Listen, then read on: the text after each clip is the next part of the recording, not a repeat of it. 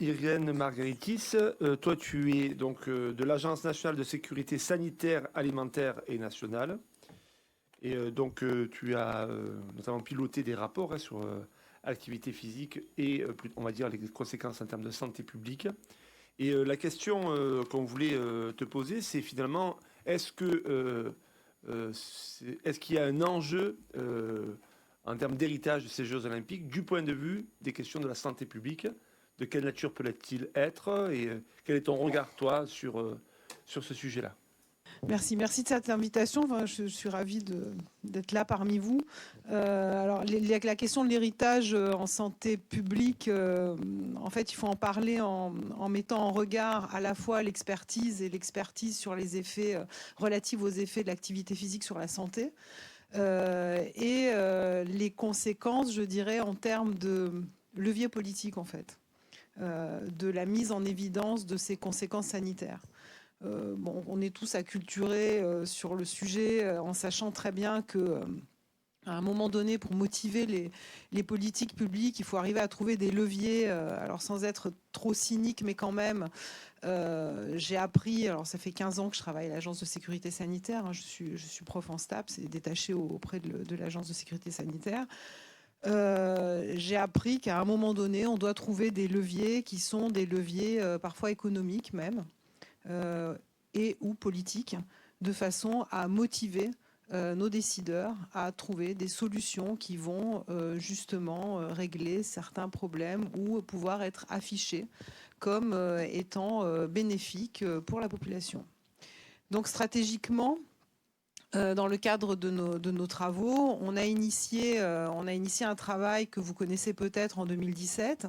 On l'a initié avant, il a été publié en 2017 sur la révision des repères du programme national nutrition santé, qui a été réalisé à l'issue d'une saisine qui nous est arrivée en 2012 pour revoir les repères en nutrition pour le PNNS. Et ce qu'il faut savoir, et je le disais tout à l'heure en aparté, c'est que quand on a reçu cette saisine, alors là, de la Direction générale de la santé, puis après on verra comment ça peut percoler par ailleurs, la saisine comportait 2 pages à 4 sur les questions de repères alimentaires, et puis quelques puces au passage relatives à la révision des repères en activité physique. Donc, il se trouve que j'étais là à ce moment-là, au début un peu seule dans le domaine de l'activité physique, et puis les collectifs d'experts ont pu être étayés parce que c'était nécessaire, avec des maîtres de conférences, des enseignants-chercheurs en activité physique et sportive. Et on a pu initier un travail qui était de taille équivalente à celle au travail qui a été mené en alimentation. Donc on a commencé à donner une place importante, il me semble, dans le paysage, en 2017 avec la production de ce travail-là, et qui relève des fondements scientifiques des effets sanitaires de l'activité physique et des risques que l'inactivité physique peut présenter. Sans aller au fond de notre jargon d'évaluation des risques, en fait, il y a 2 choses qui sont considérées en évaluation des risques. C'est ce qu'on appelle le danger et le risque. Le danger, c'est vraiment ce qui arrive, c'est-à-dire que le danger est identifié. Après, on peut y être exposé ou pas. C'est le lion dans la cage. Tant qu'il est dans la cage, c'est un danger. Si on ouvre la cage et qu'on est devant, c'est un risque. Et en fait, ce qu'a montré ce rapport-là et les rapports qui ont suivi, puisqu'il y en a eu 3 ensuite, un relatif au risque lié au confinement qu'on a produit dans les 2 semaines qui ont suivi l'annonce du confinement, avec l'évidence même que ça allait engendrer pas mal de problèmes, notamment chez les enfants, leur apprenant finalement à être inactifs et sédentaires, parce que ça a été carrément un apprentissage pendant quelques semaines. On leur apprend à ne pas bouger, et c'était vertueux. Donc là, on a identifié des risques, on a travaillé là-dessus. On a aussi travaillé sur l'exposition finalement au danger. Et c'est ça qui est important, au danger qui est relatif à l'inactivité physique. Je passe la question de la sédentarité qui est un peu hors scope aujourd'hui, mais quand même, c'est quand même une histoire de vase communicant. Mais le problème de l'inactivité physique, qui est un danger. Donc c'est là qu'on raisonne en creux, parce que jusqu'à maintenant, et encore aujourd'hui, beaucoup pensent qu'un peu plus d'activité physique, c'est mieux que pas. Mais pas d'activité physique, c'est pas grave.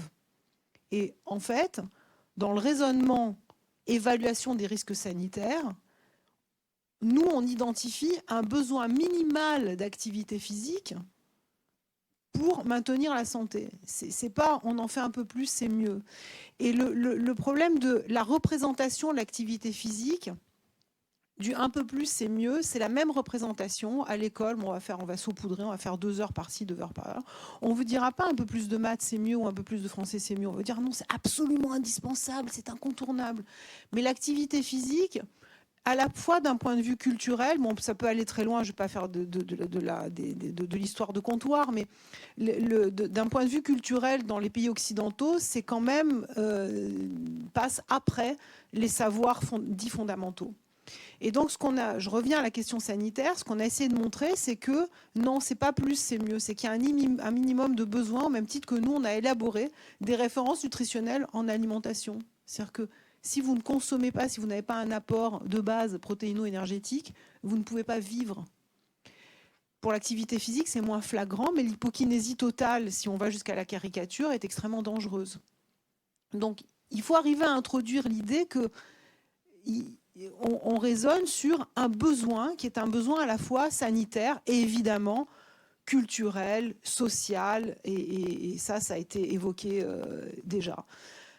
Donc ce travail-là nous a permis de montrer que l'exposition à ce danger qui est celui de l'inactivité physique, alors, bien sûr la nature du danger, qui est qu'on connaît, qui a été bien documenté. Donc en fait, on passe son temps à documenter le problème sans agir. Bon, là, on a documenté le problème de façon assez extensive, de façon à dire, bon, maintenant, il y a quand même un éléphant au milieu de la pièce, il va peut-être falloir quelque chose. On verra après pour les moyens. Et ensuite, on a documenté l'exposition des enfants et des adolescents à ce danger qui est celui de l'inactivité physique et celle des adultes. Globalement, la majorité, en parvenir aux chiffres, à l'épidémie, finalement, ça ne sert à rien. Mais on a quand même documenté ça en disant, attention, il y a une forte proportion de personnes, des adultes qui ne pratiquent pas, une forte proportion des enfants et des adolescents qui ne pratiquent pas, avec un problème de genre aussi, les femmes et les jeunes filles. Bon, ça aussi, c'est un sujet. Donc, à un moment donné, il faut faire en sorte que les individus puissent pratiquer. Et notre discours ne consiste pas à dire tu dois pratiquer, tu dois manger. Alors, je ne parle pas du discours de Santé publique France qui est Santé publique France, c'est pas l'ANSES, c'est 2 instances différentes. Certes, on travaille ensemble, mais quand nous on a travaillé sur notre rapport et sur la communication qu'on a pu en faire, ce qu'on a identifié, c'est la nécessité de créer un environnement favorable, à la fois spatial et temporel, pour que la vie physique puisse s'exprimer et exister. Le problème aujourd'hui, et ça aussi on l'a identifié et documenté, c'est qu'il n'y a pas de possibilité de pratiquer de l'activité physique dans les vies telles qu'elles sont organisées à la fois d'un point de vue spatial et temporel. Donc il y a une responsabilité collective majeure si on dit aux gens « bouge », tu ne dois pas rester inactif. Après tes 8 heures de boulot, tu dois aller faire du sport parce que sinon c'est mal.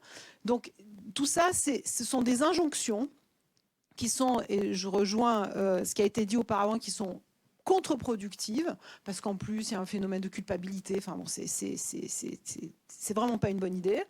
Que les gens comprennent que c'est bien, ben oui, c'est bien, ok, mais il faut que ce soit naturel, il faut que ce soit agréable.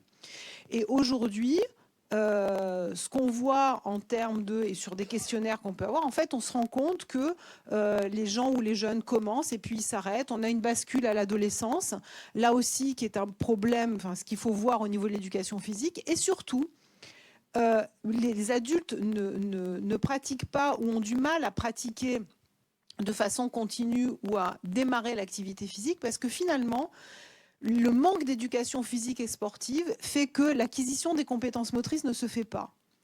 Et si on veut pouvoir faire en sorte que, même si l'environnement est créé en termes de marchabilité, ça s'appelle comme ça, marchabilité des villes, distances qui ne sont pas ni marchables, ni très cyclables, ni avec le tout-voiture, bon, tout ça on connaît.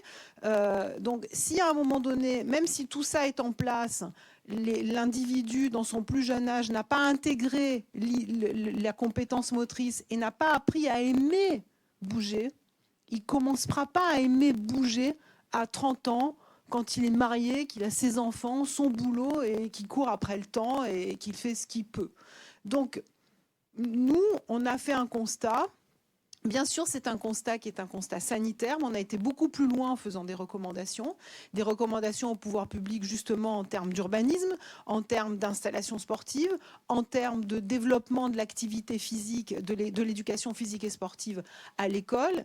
Et j'aime bien l'idée d'éducation physique et sportive parce que c'est une éducation au même titre que les autres savoirs. C'est aussi un savoir dont beaucoup sont démunis quand ils sortent de l'école. Bon, je vais pas aller beaucoup plus loin, mais j'insiste sur l'idée que c'est pas, même si on fait une évaluation pour nous qui est sanitaire parce que c'est notre métier et que les enjeux sont effectivement entre autres sanitaires, mais pas que. Il n'est pas question d'avoir une approche hygiéniste de grand-papa. On connaît notre historique dans le domaine.